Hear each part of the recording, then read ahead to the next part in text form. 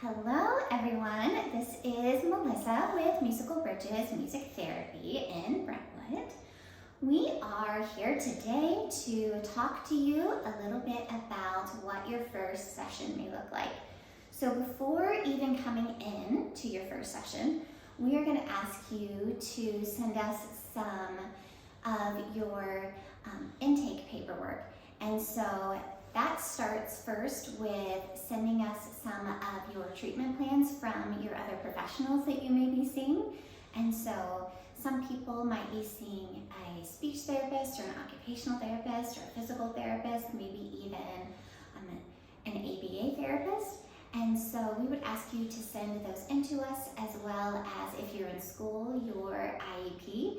And all of that gives us some really great background information about what types of goals and objectives that you're working on in other settings. Also gives us the contact information of those professionals so that we can work collaboratively with them as a treatment team in the future if we end up starting services together. And so we also ask you to fill out an intake document. And in that document, it shares things with us that are really helpful for getting to know you to start, such as some of your favorite songs, what you're hoping to get out of music therapy, what soothes you, just some really basics, but things that we wouldn't have a clue about you otherwise. So it's really helpful to write all that information down and share as much detail as you can. And so the other types of things that people send us that are really helpful are reports from their doctors, their diagnostic reports. It's also really helpful to send us your letter of medical necessity if you have the Katie Beckett waiver, so we can double check that that's written correctly and that everything is approved and good to go for that. So all of these things are really helpful background information in order to get you started and get the process rolling. And then we are ready to see you for your first visit, and Lydia is going to tell you all about that. Hi everyone, this is Lydia, here to tell you about what happens in your assessment session. So to start with, our sessions typically last an hour to an hour and a half when we're doing an assessment, and that gives you plenty of time to ask us questions and for us to get to know you really well. Within our assessment, we're going to be looking at a bunch of different domains, some of which you've probably heard of before in other therapy. So we're going to look at your sensory needs and sensory processing. So what soothes you? Are you very tactile? If you have auditory differences where you can't handle loud noises, or you are really good with loud noises.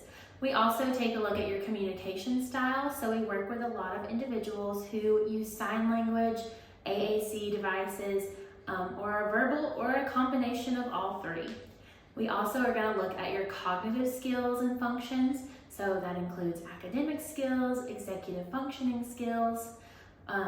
We're going to see about your social and behavioral. So what kind of systems are in place to help you be the most successful. And with that, we try out a bunch of different things in our assessment session to see what works best for you. So we can include a visual schedule so you know what's going to happen.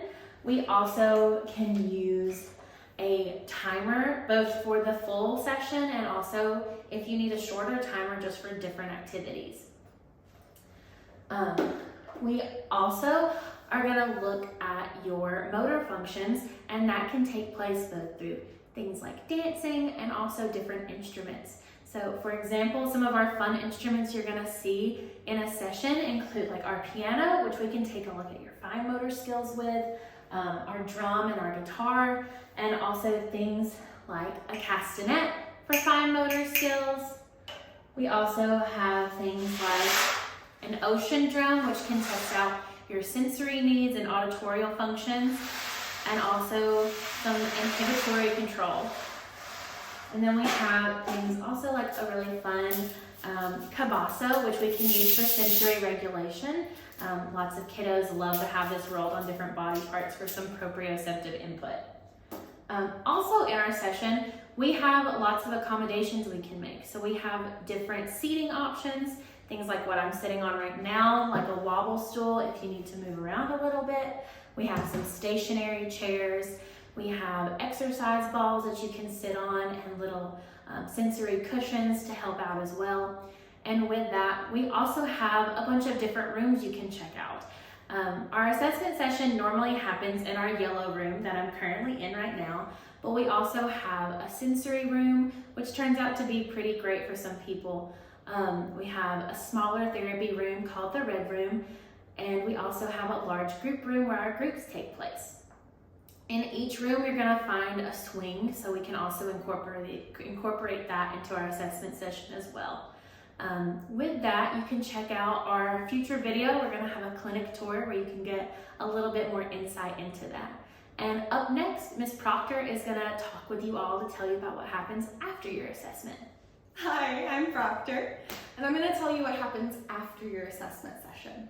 So after your assessment session, we are going to write up everything that we observed into something called an assessment report. That assessment report will be completed and then sent off to the caregivers, and everybody will check over everything, make sure we all think it's all appropriate to work on, and also determine if music therapy is the right place for you. And after that, that assessment report will be signed. You'll be given approximately 3 to 5 goals. Sometimes we start off with 1 and we move forward to more. Sometimes we start straight out with that more. It just depends on the person. And then we'll work on setting up recurring sessions with you. We hope to see you.